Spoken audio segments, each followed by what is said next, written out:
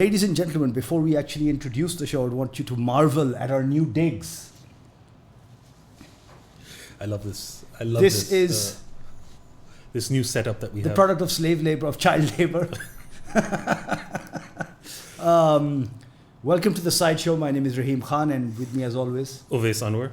And on episode 3, I'm going to ask Oves Anwar one question. Name it.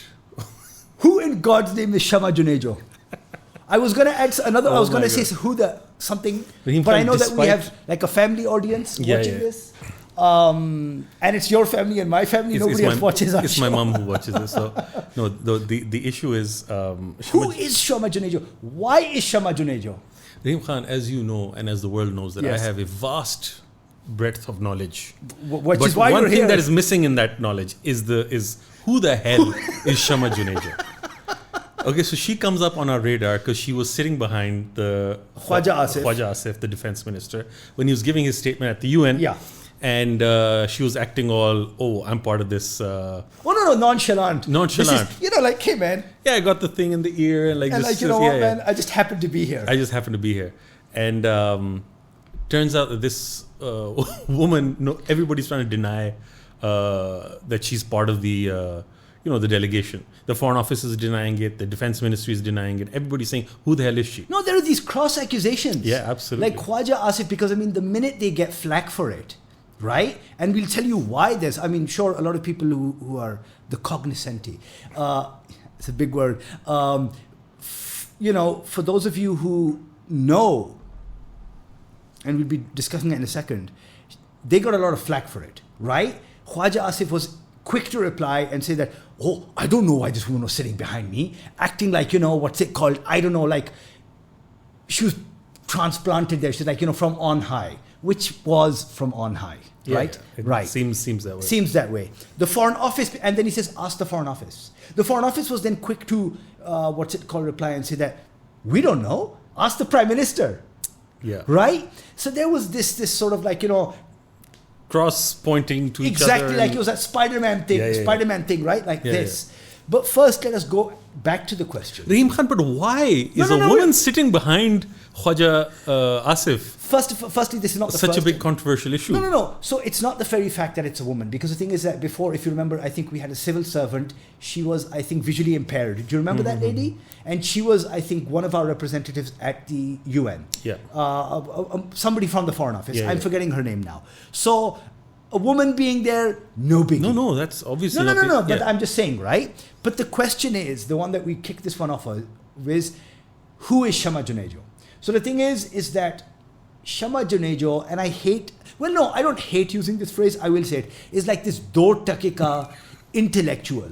You can scrape a barrel, not even scrape a barrel. You can get a pile of muck, fling it at like the wall, and whatever sticks is like Shama Junejo. And I'm not saying, again, and by the way, she says that I am willing to defend to the death in UK courts anyone who impugns my good name. Wow. So maybe in a UK court. So she represents Pakistan. From the UK. From the UK.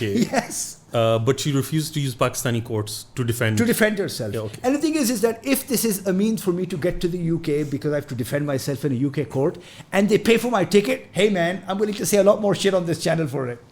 Okay. But the reason why I think we have a bone to pick with this woman is that about 3 years ago, and I will read sort of verbatim here, this woman, for some odd reason or the other, and I'm not saying that just because you are a Pakistani, you are sort of almost intrinsically opposed to Israel, right? Yeah. You don't But you are. But you are. Yeah. Right? But here you had Shama Junejo, a no-name PhD, but then it's like, what's it called? Monticello. Dr. Babarawan. Dr. Babarawan. Dr. Shama Junejo. So this is from the Daily Inside. You guys can find this, of course, on Instagram. This woman was very praiseworthy of Butcher Bibi Netanyahu. Oh, wow. Right? She was singing the praises of Israel. And here I quote. So she's one of those Ahmed Qureshi types. She's one of those Ahmed Qureshi types. But then I think there's this ilk, there is this sort of breed of Pakistanis who are who are not expats, non-resident Pakistanis, who somehow or the other are maybe perhaps in the pocket of the Israelis or something or the other, and they just want to sort of have this deep pockets. Yeah. What's his name? Shama man, we miss you. You have done jail well. So this is from the 1st of what's it called, November 2023, on Twitter as it was known back then, and in her tweet, as it is still known amongst sane people, amongst everyone except for Elon Musk. Yeah. Israel is a Middle Eastern country. They are not Goras. Of course not. Pakistan has to see her interest exactly like UAE, Bahrain, and Morocco did. We can borrow this technology. She's apparently referring to some green technology. Drip irrigation and desalination. We can borrow this technology for Sindh and South Punjab, wither Balochistan. Exactly. I mean, what wrong have they done? Khair. For Sindh and South Punjab to bring green revolution through seawater. Wow. This sounds like a statement. You tell me, how are you going to get seawater to South Punjab? When you flood it. Yeah, but it's coming from there. The flood doesn't come this way, man. We can get Israeli support on Kashmir matter too. Like these, pardon my language. Dumb, if there are two occupations in the world, so there are that are correlated. There are two unsolvable problems that the British left. Like their mark on colonialism and the stain that they've left on the world. Yeah. One is Palestine and one is Kashmir. Right? Absolutely. Unresolvable issues almost. Yes, almost. Right? And he's saying that Dr. Junejo. Please. Sorry.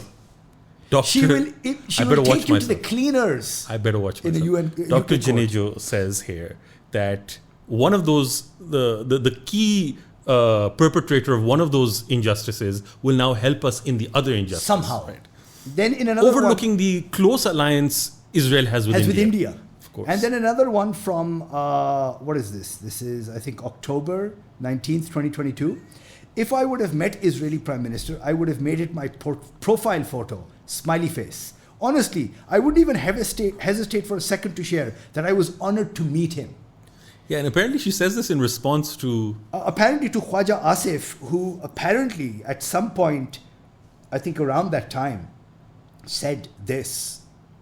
Shame on people who support Butcher Netanyahu and his genocidal regime. So the Gaza, extermination genocide had already started, and she put up this. That was from 2022. Okay. 2022. This is from 2022. Apparently, over the past 2 years, she's been quiet. Okay. Because apparently her handlers might have told her, tone it down. Now's not the Now's time. not the time. When there's like a ceasefire, then you can get back on, you can sort of explain to your Pakistani brothers about the Abraham Accords and all of that stuff. So Rahim, people like her, people like Ahmed Qureshi, these are people who are left to test out. Just one more thing, Oves, please. Okay.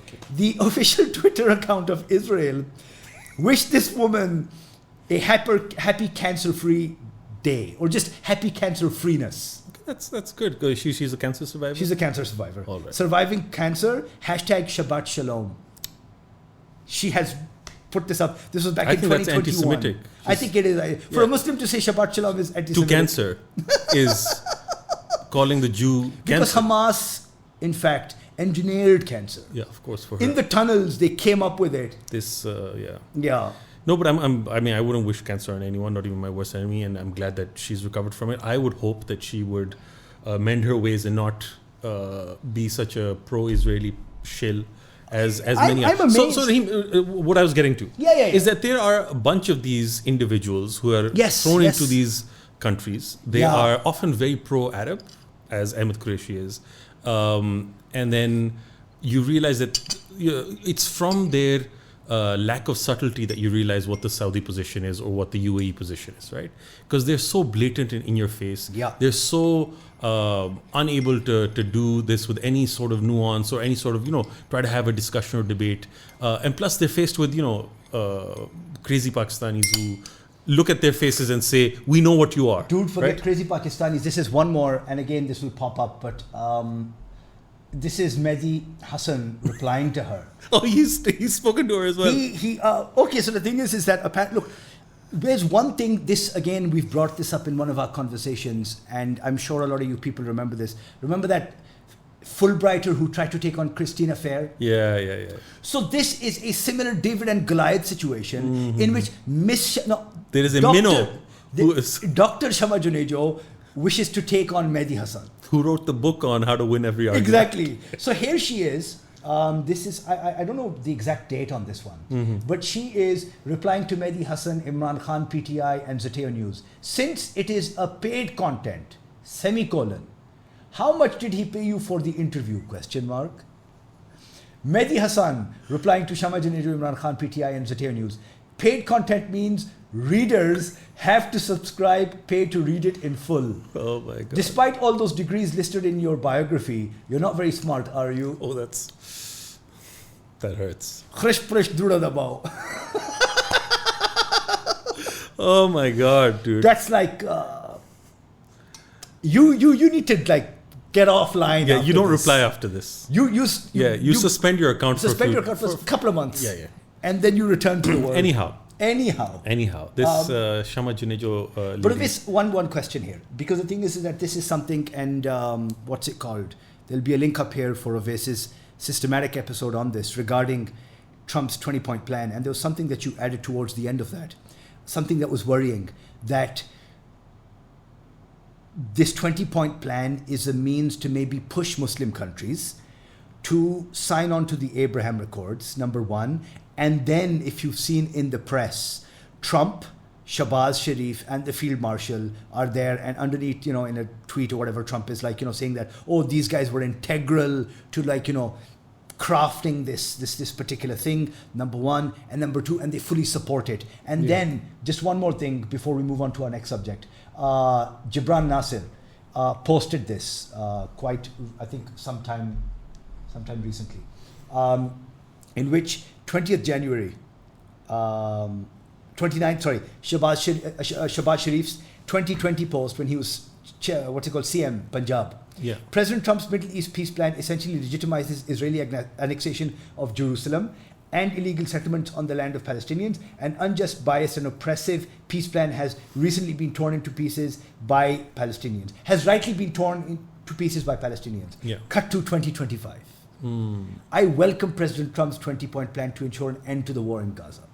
I'm also convinced that durable blah, blah, blah, blah, blah. It is also I laud President Trump's leadership and the vital role played by Special Envoy Steve Witkoff in bringing an end to this war. So Rahim, when you start connecting the dots, and I'm not talking about some conspiracy. Look, the Saudi-Pakistan pact, which we thought was, it's going to be us extending our umbrella to the Saudis. No, that was a concession against India to be on board. Secondly, you have this 20-point agenda, which we have fully endorsed, even though it's not the same thing that, apparently Pakistan and the Arab countries had negotiated, right? Have agreed to, yeah. And thirdly, you have Shama Junejo, a clear-cut pro-Israel woman, added to the entourage, a full-on Zionist, who is on the entourage, and also apparently as a speechwriter and had access to the documents. Yeah. Right? What I don't understand is, have you run out of people who can speak the English language? Right, in this country, that of all the people you get a two-bit Rahim. Oh, I'm here, dude. Rahim is here. We have fine English language skills. The Queen. No, Dr. Shama Junejo. Yeah, and what really upsets me is that when you put all of this together, you're essentially looking at acceptance and acquiescence to whatever Israel is doing, and eventual recognition for the sake of the Palestinians. But it's not going to be for the sake of the Palestinians. No. It's for the sake of the almighty dollar. Exactly. It's for the sake of. This is why initially UAE also signed on to the Abraham Accords, that we'll have more say in what Israel does. What say have you had? The only say you've had is that a genocide is taking place since you recognized them. And what's it called? Israeli soldiers get to holiday in your country, exactly, and then go back and kill more Palestinians. The number was, there was a massive number of weekly flights between Tel Aviv and Dubai. Oves, we brought this up last week because I, in our inauguratory turds of the week, I awarded the Pakistan cricket team this honor. Unfortunately, I have to give this to them a second week in a row. No, Oves. No. Oves. Look, they played, they messed up, Shut but up. They had the intent. Oves, no. I've never been one to want to commit violence towards you or curse you in public. What are you talking about, Rahim? You have always been one to... No. I get daily threats, people. No. You guys don't see that stuff. Oves, no. for somebody, I will freely admit this. The last time I watched like an actual cricket match was when we beat them in the 2021. What was that? For him, you do not have locus standi to speak on this. Just please hear me out, please. I stopped watching cricket after the 1999 World Cup, right? That was it for me. But even as somebody who does not know anything about the game, right? When you take 3 quick wickets, as they did against India, because the thing is, I think our batting wasn't that bad. Batting was good. We collapsed as we always do. We could have scored close to maybe we lost. How many for 180, 190, and we got out for 140 something. Okay. 149. Right. So what's it called? The middle order and all of those people. Oh yeah, absolutely. They were they collapsed. Yeah. Right. You take 3 easy quick wickets, which against the Indian batting lineup, I think for our bowling was, and you shut them down. You shut them down. Weren't able to score runs. Exactly. And then miraculously, there was no Pycrofts, right?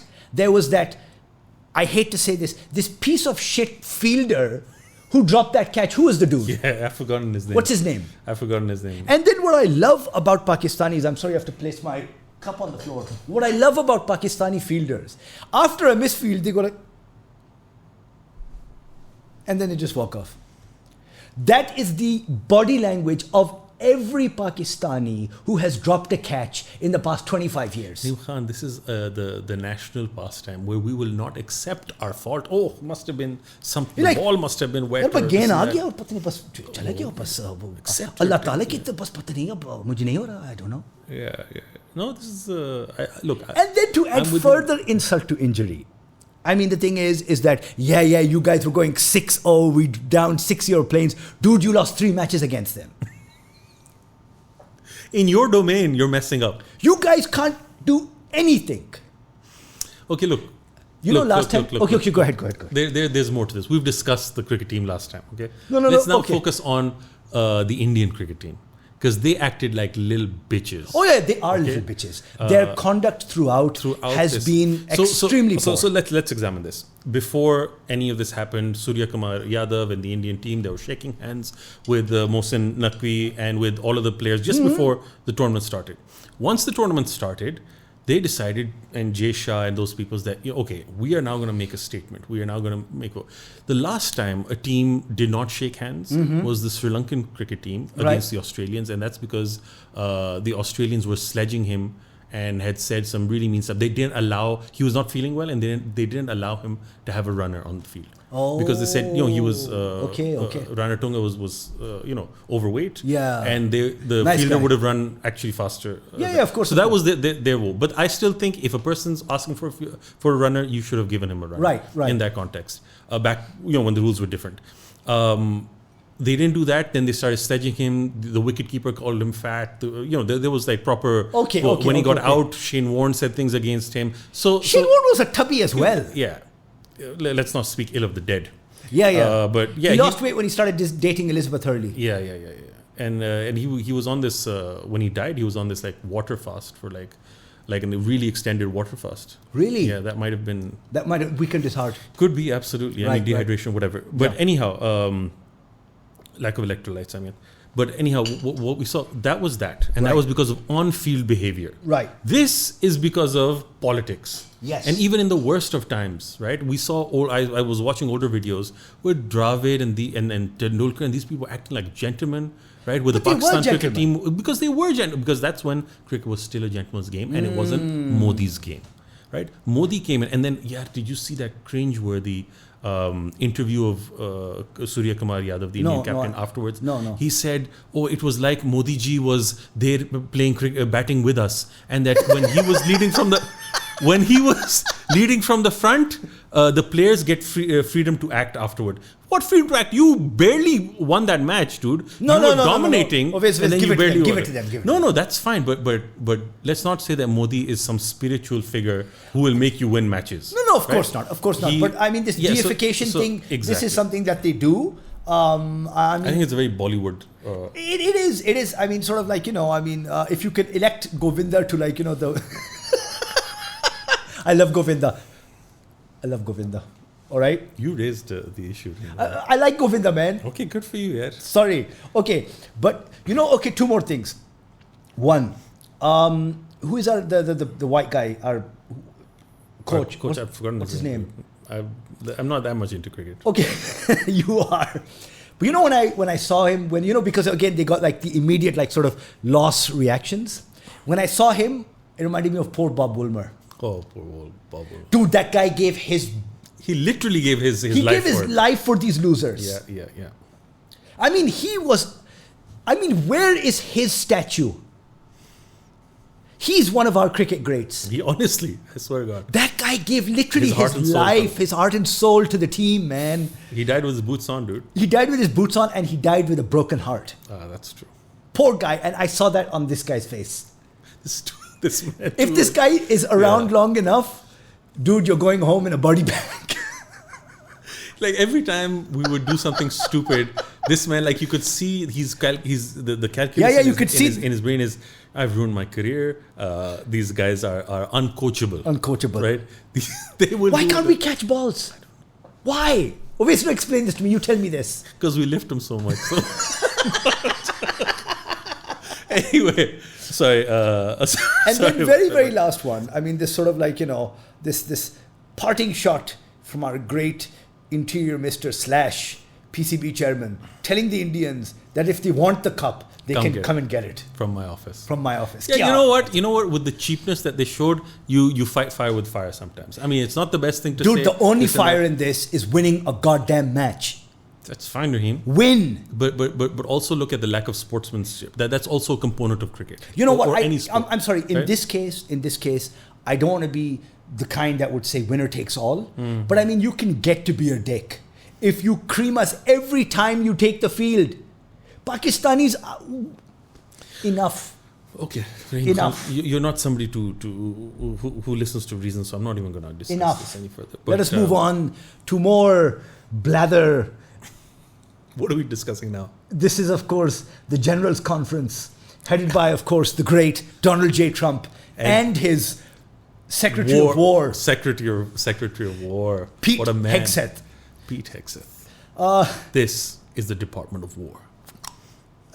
Draw fire. Gentlemen, go out. Draw fire.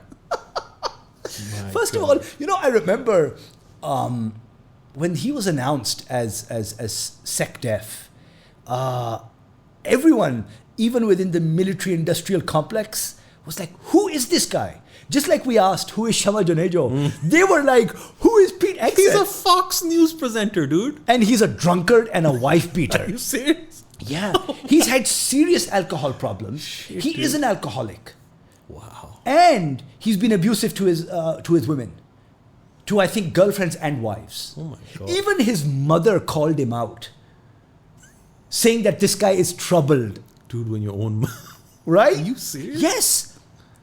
And he's got those got those kafir tattoos. Yeah, because this is this big thing among what's it called, like apparently there's like this anti-Muslim biker gang who, by the way, has been employed by the GHF in Gaza. Really? Yes. Please check this up. This is not a conspiracy. So these are the GHF are the people providing the little bit of humanitarian. The Gaza Humanitarian Foundation. Yeah, so these are the Israeli authorized and American authorized aid distributors. Distributors who, by the way, have killed upwards of 1,500 Palestinians. Yeah. Right? Wow. Right? And sort of like, they make them run that gauntlet of trying to get the aid. So in their employ are these people, these anti-Muslim bikers who proudly have it tattooed on their biceps, kafir. Wow. Like it's a badge. It's like, a badge of honor. Mm-hmm. Right? He has it too. Yeah. Right? But... And so look, all of that stuff aside, and we're going to make more fun of him, but the substance of what he said. Right. He said, I do not want you to be encumbered. He told all his generals, I do not want you to be encumbered by these silly or stupid rules of engagement. Right? This gave me as an international law guy, as a guy who looks at the law of war, law of armed conflict, this gave me a bit of a heart attack because what you're essentially saying is that you will be unencumbered by the rules of war. that no more should we worry about, whether you've committed war crimes, whether you're committing crimes against humanity or genocide. They're really, we're loosening up what the constraints on you. Yeah. The number one rule of international humanitarian law is that war, the techniques you use or the methods, means and methods of war are not unrestricted. There are limits. It's not on total war. Exactly, right? On the weapons you use, on the tactics you use, everything, right? That is something that which he in his because this man is. I could see the faces of those generals in front of him. These people have put their life, and so they may have killed, I don't know how many people, but these are professionals, right? You didn't even need to see their faces. Yeah. In that one, in his speech, he's like, and I tell you all, F-A, F-O. He thought, you know how these children, you know how these children say, he thought he ate with it? Yeah. He thought he ate with that one. There was only a single hoot from that entire, mass of people. That was probably his PA. Exactly. Ooh. Exactly. And that was it. But yeah, and at the end where he says, this is the Department of War, right? And he holds for applause and none comes. Because firstly, if you want to go back on the history of this, the Department of War only existed during wartime. Exactly. You had this during World War II. You didn't even have this, if I'm not mistaken, during World War I. Rahim Khan, when you employ a TV presenter, right, the most he can do is rebrand something. Rebrand stuff. Right? And that's what he's done. Yeah. From Department of Defense to Department of War, he's now trying to make it look more offensive and give this type, you were a philosopher and you brought all the generals together. Or you were like a Clausewitz, Clausewitz or something. Everybody thought that they're preparing for World War III now, and that's why they brought these guys together and they're going to come up with this strategy. If it was for these bunch of speeches, this is the most a colossal waste of money. Yeah. For the Americans. And by the way, their government just shut down. Right? Of course. They're going through as always. Yeah, so I don't know if some of those generals could fly back. And and then of course you had Trump's deranged speech, in which, he's talking about sort of how nuclear arms are a bad thing. And that's, we never bring up the N-word. But then there's another N-word and you don't use either of those two. Gotta love this guy, man. For sheer entertainment value, Trump, I think that will be his legacy. Sheer entertainment value. No, what we're seeing is a reality show. This is not government. This is not government. This is a reality show. Right? This is not government. What if I do this now? What are the ratings going to be if I do this now? Right? And so I think that's going back, even though he's much reviled now, but Reagan was far more a statesman than this guy will ever be. By miles, dude. By miles. And that guy was an actor, by the way. And he was in bad movies. Right? He was an actor. A great head of hair. Right? And I think the last, perhaps, president to wear double-breast suits in the White House. Yeah. Right? But he was a statesman. Yeah. There was some, There was substance there. There was substance there. That's unlike lacking. this man. That is simply lacking here. And I think one of the last few great Republican presidents that we had. I think the last, because the thing is, after him, you had Bush Senior. Yeah, and then okay. Bush Jr. and Bush Jr. times 2. Yeah. And then you had Trump times 2. So who's after this? I have no idea. But it's definitely not going to be, maybe Maddie Block's father. Maddie Block, this is a really interesting one. Maddie Block is the daughter of the state senator for New Mexico. Okay. And she has called out her father, because this was online and I thought it was worth bringing up. She has called out her father for being on the AIPAC take. Republican state senator. A Republican state senator for New Mexico. His name is Jay Block. Okay. His daughter, Maddie Block, came online and this video went viral in which she has denounced her father for going to Israel. Because the thing is, of course, in order to keep these sort of senators and congressmen in line, every so often, Israel invites them over, lines their pockets with cash, and sends them on their merry way and say, go and do evil. Do God's work. Do God's work. That's make mischief in the world. And for your own daughter to come out and say that you are on the take, and you have compromised whatever values you may have as a Republican. Yeah, Rahim Khan, this has only recently become a problem because it's not like AIPAC ever hid the fact that it it did everyone, right? It never hid that. In fact, it gloated about it. In fact, if you looked at the elections, 90% of candidates who took AIPAC money won their races. This is the type of stuff that they would publish, right? So that it's become an issue now. It's become an issue now because of what Israel's done and what. How badly it's exposed. And I think a bunch of things have played into this. And when it comes to it, that Ted Cruz interview with Tucker Carlson, right?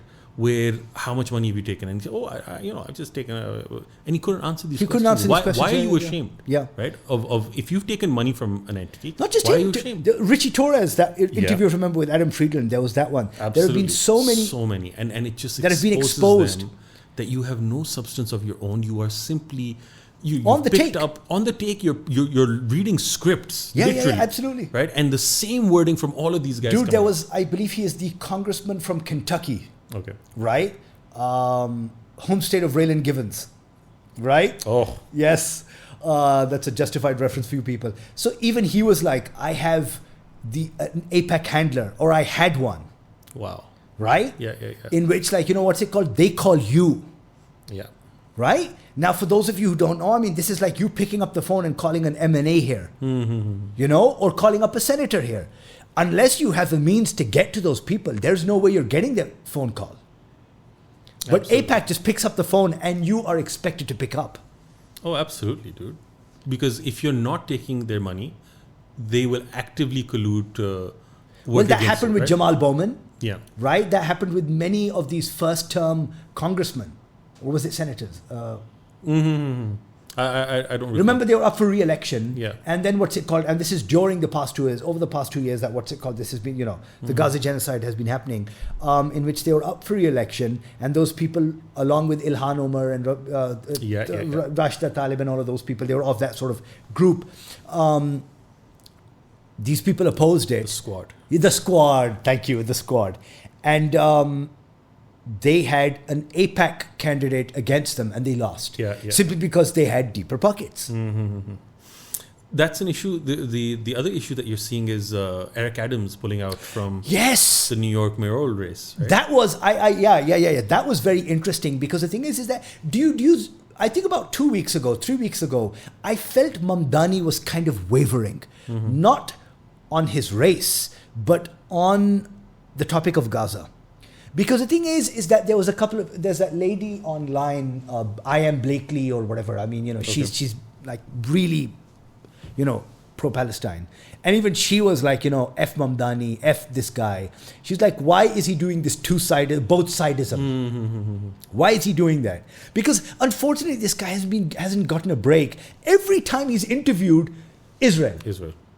And I know the best defense this guy has always had is, listen, man, I'm mayor of New York. Yeah. I'm not the president of the United States. I don't have to give two shits about Israel. But then they quickly say, oh no, wait a second. But New York has the largest concentration of Jews in the US. In the US. 25%. Right? So he's had to deal with that. So I felt somewhere in between, he was kind of like, oh no, like, it's okay and blah, blah, blah. And like, or maybe I should have rethought my globalized intifada and all of that stuff. But then in a very recent interview on The View. Yeah. And I don't watch The View. I don't think I don't watch The View. Of course you don't. No, I do not watch The View, man. Come on. Do I look like somebody who would watch The View? Whoopi Goldberg fan? Nah, man.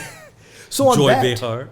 On that, so she's with him. She's sitting right next to him. Yeah. Right? And then there's this another lady who's wearing the yellow Israeli, the thing that they have? The cancer, the AIDS one they had that Yeah. But they have a yellow one, which is for Israel. Really? Yeah, have you not seen that yellow lapel pill? No. Yeah. Okay. So it's that. So she's clearly like, she's a Zionist one, and she asked that very same question. Okay. And he responds by saying that sort of like, it again goes against sort of the humanitarian values that New York represents. Yeah. It is a genocide. 100%. Nobody can say otherwise. So like, I thought that was him slightly sort of coming back to like, Look, Rahim Khan, again, we're talking about the New York mayoral race, right? Yeah. You can't be portrayed as someone who's anti-Semitic. I mean, it's not good politics regardless. Yeah. It's not good to have that label attached. And I think everyone went all out trying to label him as They tried their best. They tried their best. But this man, I mean... He's bulletproof. He's Teflon, man. He's Teflon. He's Teflon, but to what extent? Like, because if they're constantly bombarding you, right, and they were able to find a chip that will take you down. So he has to really be... he has to have steel armor, dude. The New York Post, the reputable newspaper that it is, they were like, filthy rich Mamdani's parents have a summer home in Uganda.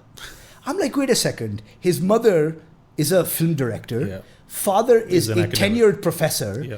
I think they have enough money to maybe have a summer home in Uganda where they are originally from, where the father is originally from. I don't think that's like, Dude, what if is it even a summer home? It's your ancestral home. And they're like, they rent it out. I was like, Mayor Bloomberg has his own freaking channel. Exactly. Nobody has had that against him. Okay, but Oves, tell me this. At least they haven't taken the money from say the New York transit system, mass transit Exactly. system, right? MTA, and he did for his country club resorts. Yeah. But now tell me this, Oves, because I know you're a fan. With Adams out of the race, what are his chances?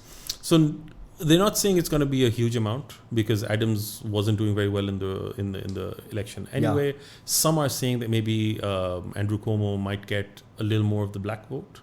Okay. But again, black voters aren't fools, right? They know what is good for them, what is good for New York, and they know Andrew Cuomo, right? So I don't think that it's going to make too much of a thing. But yeah, obviously it's going to impact the race. They're assuming that it impacts the race in favor of Mamdani. No, in favor of Andrew Cuomo. But it's as in the votes from Eric Adams will go there. Okay. But that's not a given, right? Not a given. Yeah. Why would people go for a pure capitalist when Eric Adams came on a ticket of more equality and more equity in the way government was run in New York City? So it's still unclear, but I think. I don't think it's going to make a huge difference. I think Mamdani's on his way to win, unless there is a major upset for some reason. That's what my... unless there's a major scandal or something. Because, look, I'll tell you what. In the US, whenever you have this excitement that someone's going to win, they win. Right. Yeah. So you had that with Obama. Yes, right? And you had that yes. with the number of... It's very rare that, this person develops this level of youth excitement and he's able to mobilize people and people are coming out and he's able to meet his campaign donation requirements all through small donors. Yes. You don't need vested interests. And he doesn't need a super PAC. Exactly, right? Getting that kind of support is not easy, dude. No. That means you have grassroots, you have voters supporting. Especially in a city like New York. Yeah, exactly. This isn't like some town in like Maine. Exactly. So right? I think he's a shoo-in for the thing. Barring any unforeseen. Yeah. Zionist plot. When is the election? November? Yeah, I think November. Yeah, I'm not sure. I don't know. I think it's November. Yeah, probably. Yeah. Anyway, good luck to him. Good luck to him. Okay, now we're moving on to a topic that is close to both our hearts. The Riyadh Comedy Festival. Oh, yeah. It's close to our hearts. Star-studded. That would be a festival I would want to attend. Oh my God, dude. Imagine that in Pakistan. Dude, Dave Chappelle, Bill Burr. You have... Aziz Ansari, who I don't give a shit about. Yeah, I mean, what's it called? Kevin Hart. He had that one good... there was that one good... I remember that one. I think his earlier comedy was good before he His early comedy was good. Before he got started big. Making shit movies. Before he started making shit movies. Yeah. I think The Rock was a bad influence on him. The Rock is a bad influence on everyone. Who else was in this? Who else was in this lineup? Tons of people, dude.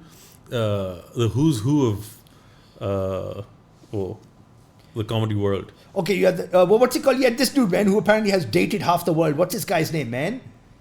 Oh, what's his name? Pete. Pete Townsend? No. Pete. What the hell is this guy's name? He's dated half the world. Yeah, Kim Kardashian and what's her face? He's dated everyone. I know. How? Okay, so you have Louis C.K. how in God's name did they get Louis C.K., man? Louis C.K.'s in this? Oh, yeah. Yeah, there he is. Bald Wow. Louis C.K. now. I think he went because they're loose sexual harassment laws. Oh, yeah, exactly. Very yeah. loose. You had the Indian guy. He's funny. You had this dude. What's his name? The bald guy, the Muslim. Yeah. He's an actor. Then you had this Brit guy. What is this British guy's name? I'm forgetting. I'm really bad with names. Of course, then you had somebody gonna get a hurt real bad. Yeah. I mean, but this guy shows up for everything. I saw him in London back in the day. Oh, you did? Yeah. But we got the cheapest tickets we could. Right.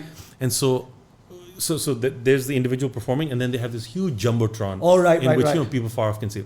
The jumbotron was that big, right? That's we got the cheapest seats we could afford as students. Right. The 24-pound seats and Andrew Schultz, you got him there. So you got like a pretty good lineup. yeah, like, you got an excellent lineup. dude, here. this is a fantastic lineup. But Yeah, look, now, you would be lucky, anyone to be able to get in and watch experience these guys. this, man. Yeah. But now we go to the question, either it's the $375,000 question, or Wait, that's the amount that. that is I think the lowest of the low.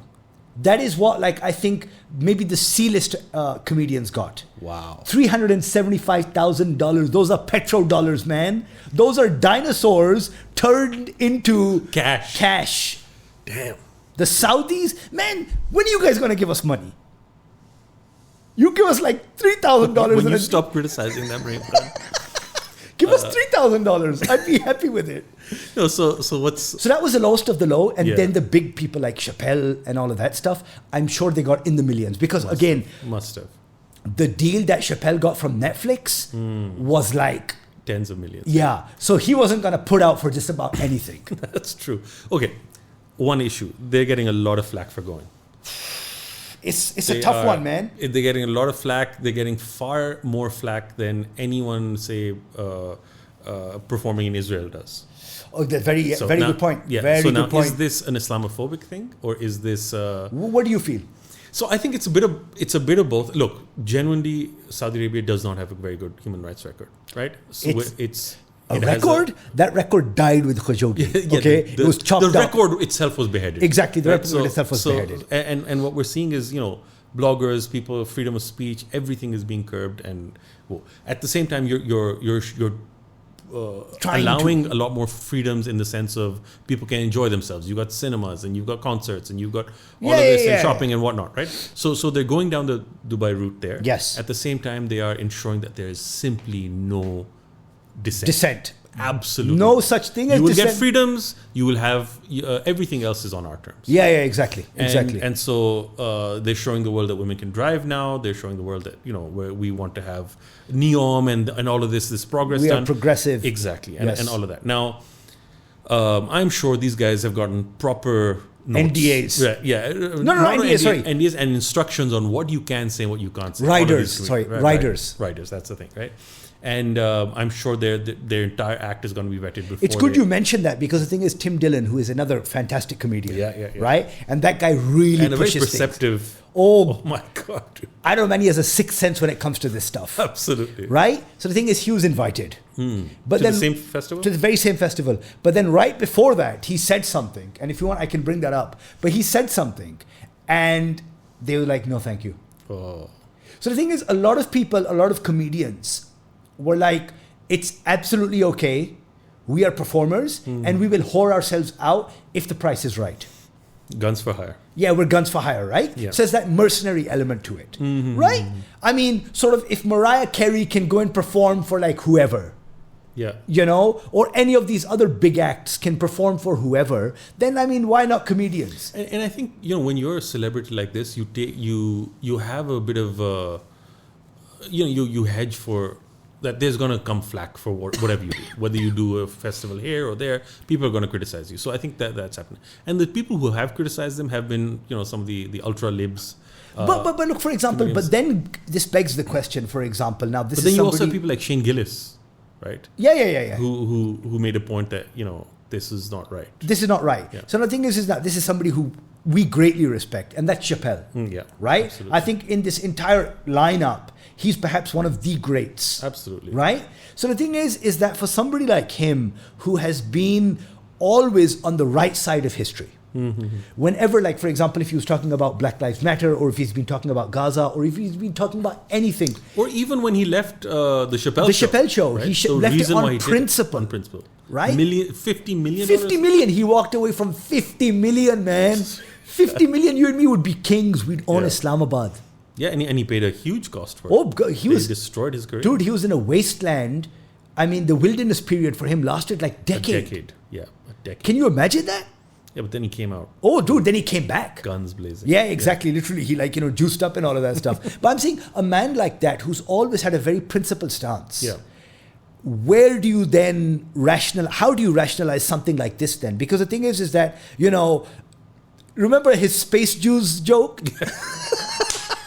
Dude, it doesn't get any better than that. Yeah. Right? I mean, how then do you kind of say, oh no, I was doing this for the people. You are not doing this for the people. Mm-hmm. The people of Saudi Arabia did not invite you.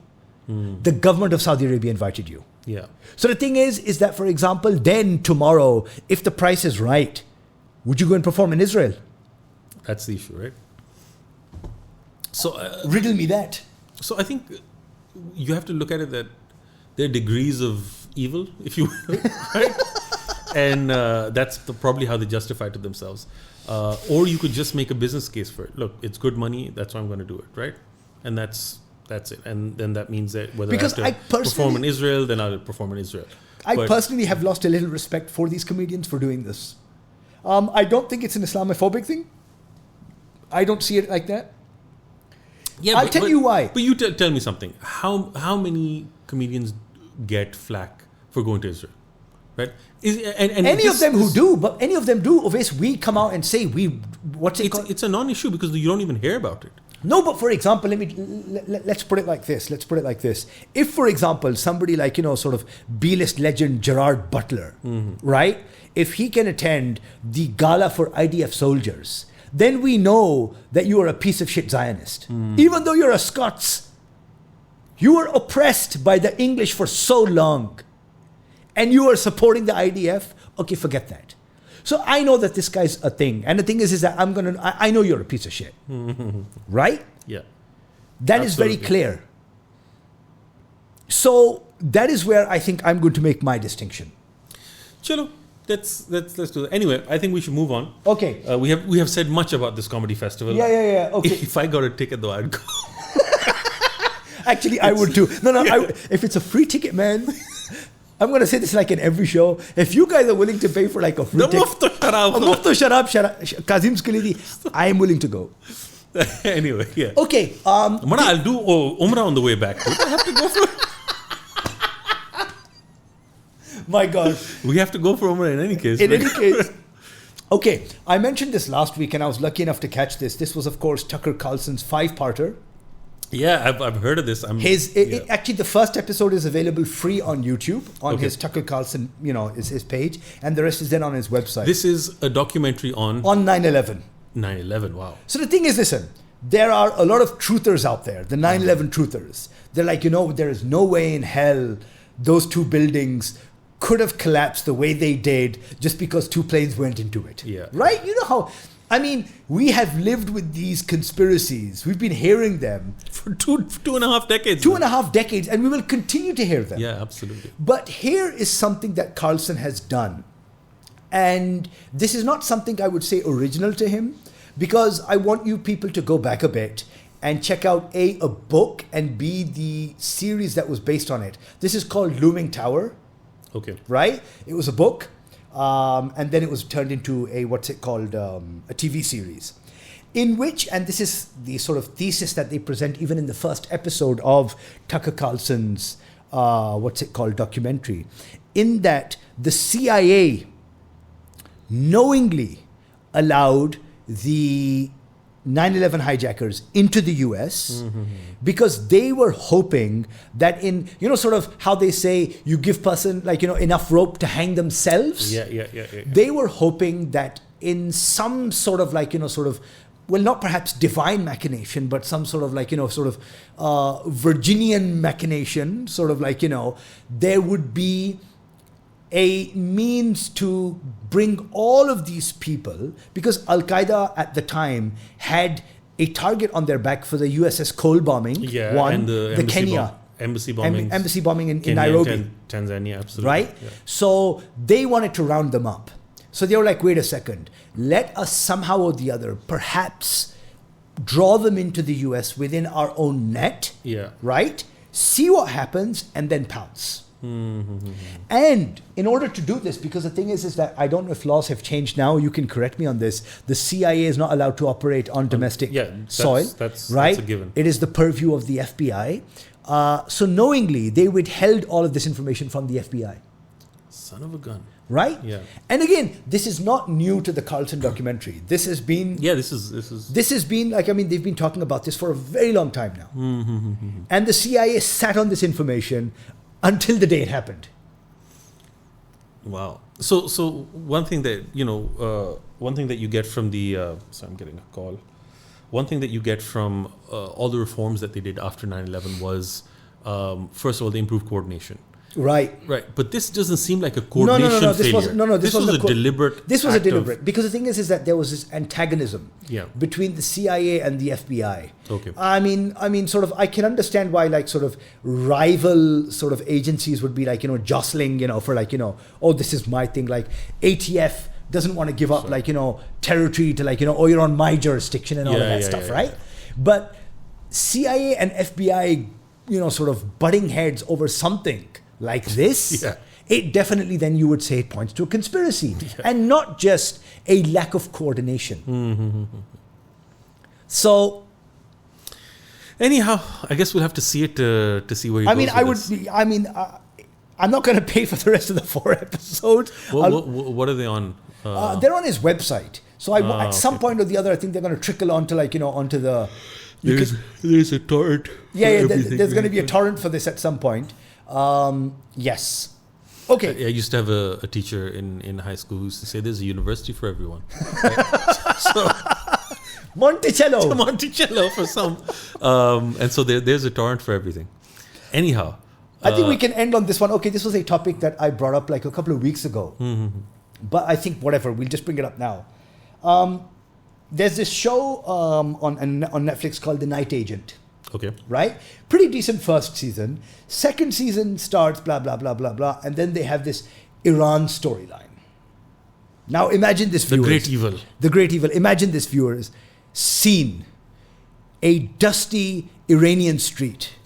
Mosque in the background. Of course. Right? Mosque in the background. The sound of the muezzin calling you to prayer. And the thing is that thanks to color correction and all of that stuff, it looks duskier than usual. Okay. Like it has that sort of like, Mexico scene. Like this is Tijuana. Okay, wow. Right? Muslim Tijuana.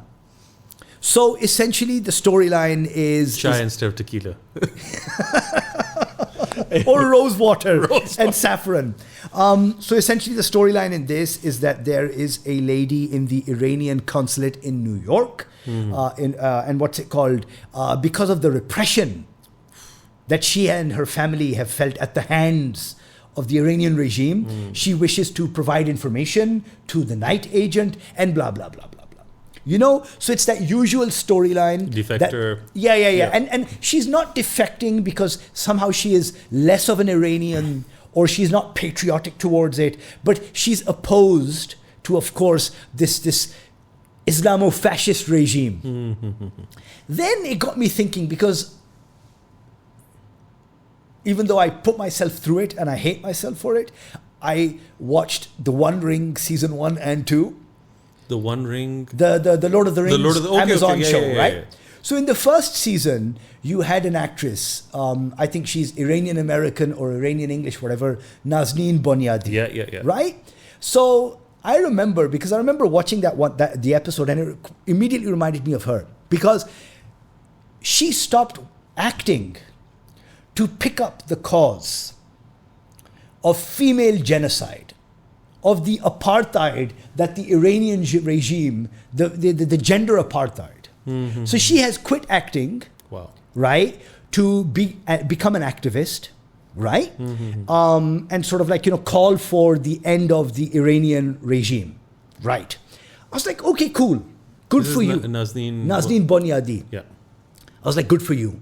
Then I was like, wait a second, how concerned are you really for the women of this world? So I just went onto her Instagram page and I was like, maybe there's going to be a post here for the women of Gaza.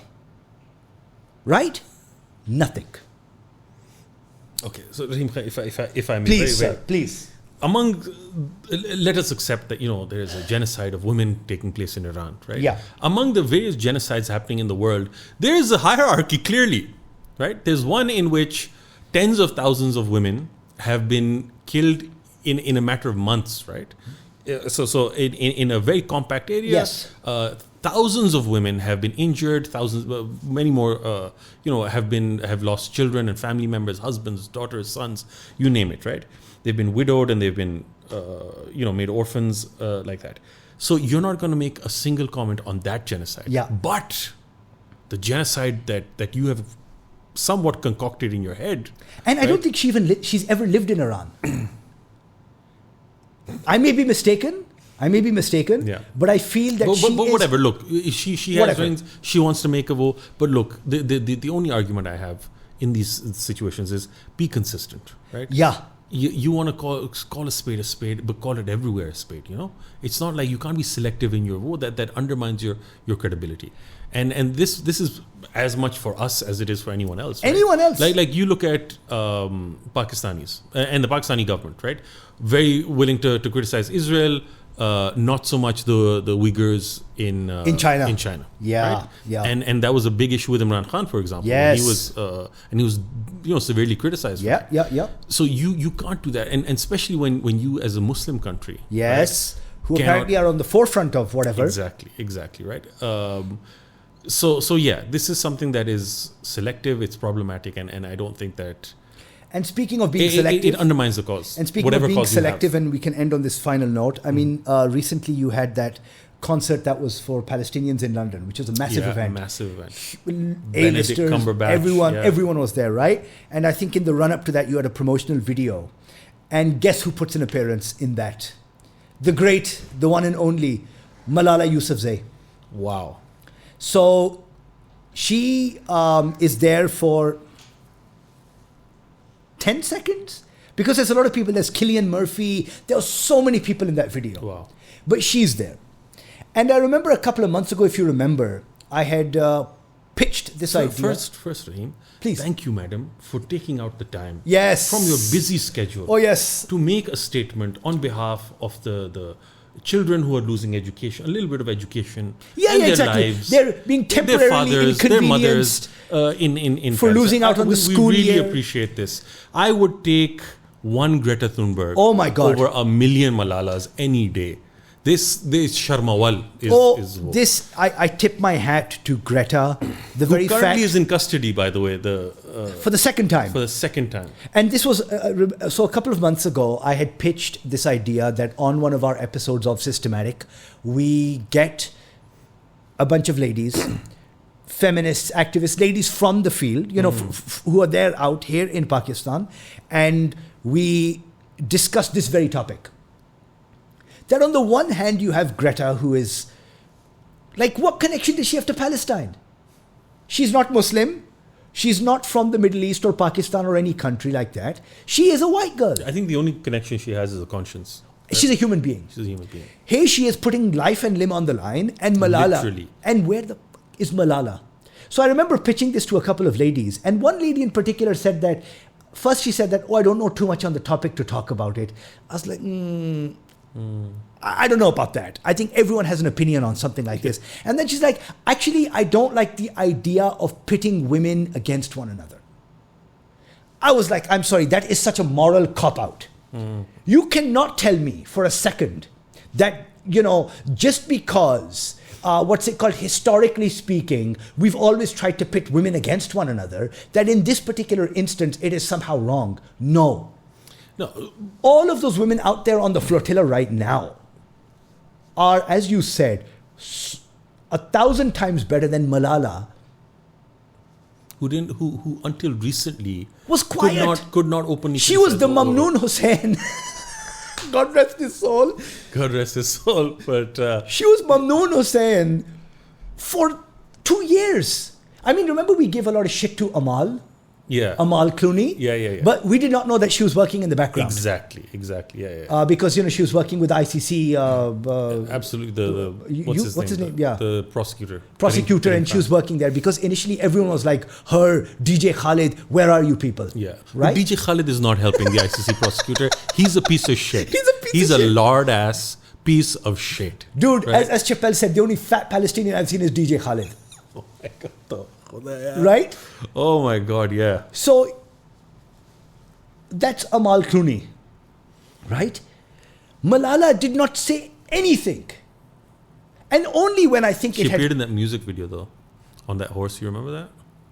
She was yeah. Forget the music video, man. She was at the Met Gala in a Ralph Lauren dress. Right? Yeah. And you're like, oh my God, Malala. And you know what? Before this becomes... Yeah, go ahead. The only reason why there is a comparison between Greta Thunberg and Malala Yousafzai is one, they're roughly about the same in age. They're both activists. And frankly speaking, I think Greta Thunberg is of a level who deserves the Nobel Prize for sure. For sure, absolutely. Right. And it's not an issue of, say, circumstance. And it's not only for what she's been doing now, it's also her climate activism. Absolutely. Right? Yeah, she would have gotten it for a number of things, right? Do you remember a time when everyone championed this girl? Yeah, and then they suddenly... And now they've suddenly dropped her like a hot potato because the thing is that it's not sexy enough. Exactly. Malala, if she's talking about girls' education in Pakistan, where girls are oppressed and the Taliban want to just stop women, girls from things, that's sexy. That's something that Madonna on stage, she rips off her thing and it has a t-shirt that has Malala on it. Yeah. Right? That's why she's referenced in movies. Yeah. Right? Absolutely. Somebody bring up this Greta. Somebody bring up Hind Rajab's name. Tell me that. A 6-year-old girl who was shot at 350 times and bled to death. Yeah. Take her name. Rahim Khan, we will only argue ourselves into depression. Yeah, I know. So I think we should end it on that note. Yes. And hopefully we can have a slightly more cheery discussion next time. It started off cheery, but it always gets to this. Hopefully we'll have turds of the week that are not the Pakistan cricket team. Well, we don't have a few matches for a while, Thank God for I that. guess that'll help there. All right. Thank you, everyone. Pleasure as always. And we will see you in the next one. Bye.